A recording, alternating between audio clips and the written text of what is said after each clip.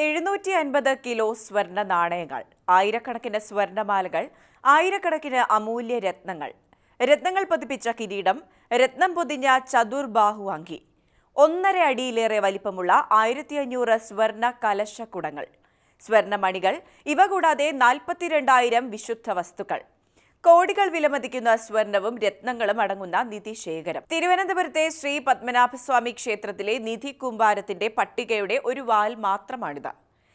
നിലവറ 2011 തുറന്നപ്പോൾ പ്രവേശന കവാടം കഴിഞ്ഞ വിശാലമായ ഒരു മുറിയാണ് കണ്ടത്.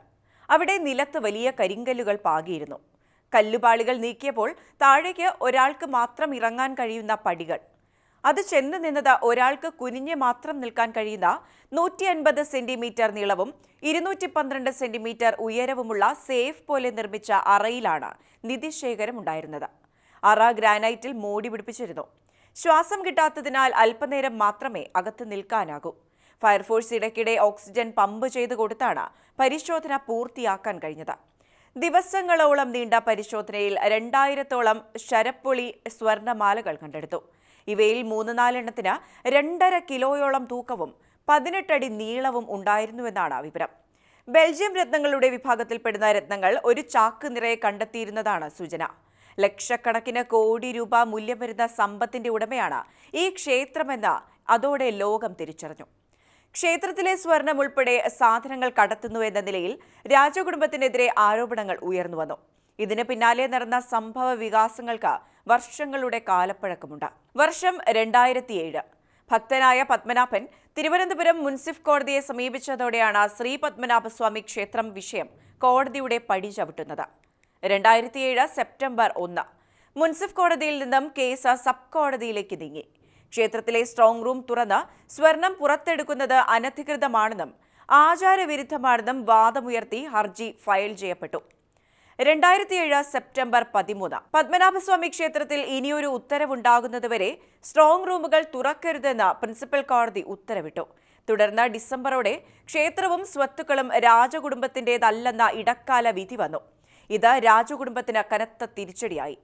2010 ഫെബ്രുവരി തിരുവിതാംകൂർ രാജകുടുംബം പ്രതിനിധിയായിരുന്ന മാർത്താണ്ഡവർമ്മ നിയമ നടപടിയുമായി പുറപ്പെടുന്നു.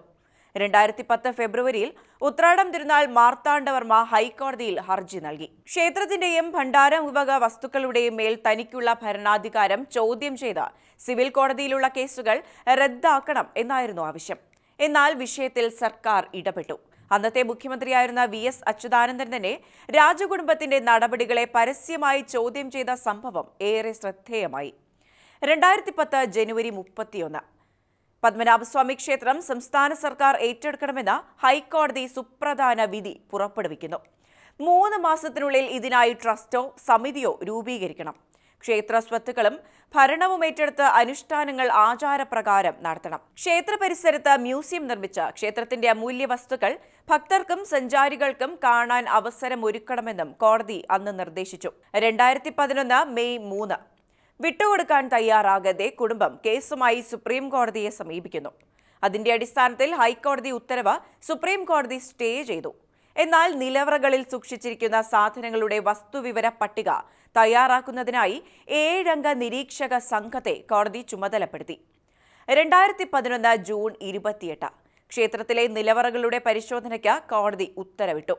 പരിശോധനകളിൽ 1.5 നൂറ്റാണ്ടിലേറെയായി തുറന്നിട്ടില്ലെന്ന് കരുതപ്പെടുന്ന 2 നിലവറകളിൽ അമൂല്യ രത്നങ്ങളും സ്വർണം വെള്ളി ഉരുപ്പടികളും കണ്ടെത്തി.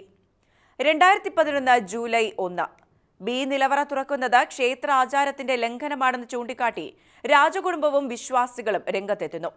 അതിന്റെ അടിസ്ഥാനത്തിൽ 2011 ജൂലൈ 1 ഇനിയൊരു ഉത്തരവുണ്ടാകുന്നതുവരെ ശ്രീ പത്മനാഭസ്വാമി ക്ഷേത്രത്തിലെ ബി നിലവറ തുറക്കരുതെന്ന് സുപ്രീം കോടതി ഉത്തരവായി.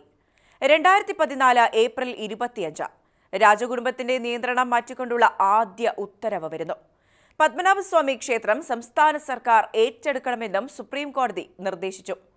2017 ജൂലൈ 5 ക്ഷേത്രത്തിലെ സ്വത്ത് മൂല്യനിർണ്ണയം നടത്തുന്നതിനായി ബി നിലവറ തുറക്കണമെന്ന് സുപ്രീം കോടതി വീണ്ടും അഭിപ്രായപ്പെട്ടു.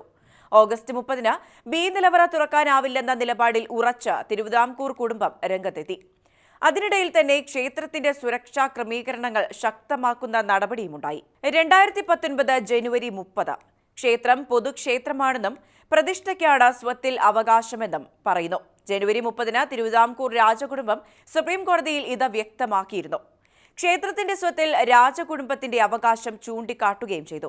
2020 ജൂലൈ 13 നടത്തിപ്പ് അവകാശങ്ങളിൽ രാജകുടുംബത്തിന് അധികാരം. ഭരണകാര്യങ്ങൾക്കായി ഇടക്കാല സമിതി രൂപീകരിക്കണമെന്നാണ് 2020 ജൂലൈ 13 സുപ്രീം കോടതി നിർദ്ദേശിച്ചത്. ചുരുക്കി പറഞ്ഞാൽ ക്ഷേത്രത്തിന്റെ ഭരണകാര്യങ്ങളിൽ രാജകുടുംബത്തിന്റെ അധികാരം നഷ്ടപ്പെട്ടു എന്ന സാരം. അന്നു മുതൽ ഇങ്ങോട്ട് പലപ്പോഴായി ബി നിലവറ തുറക്കുന്നതിനെ ചൊല്ലി വാദപ്രതിവാദങ്ങൾ ശക്തമാണെങ്കിലും തീരുമാനത്തിൽ എത്താനായിട്ടില്ല. എല്ലാ കാലത്തെയും പോലെ ഇപ്പോഴും ഇതിനെ ചുറ്റിപ്പറ്റി ചർച്ചകൾ പുരോഗമിക്കുകയാണ്.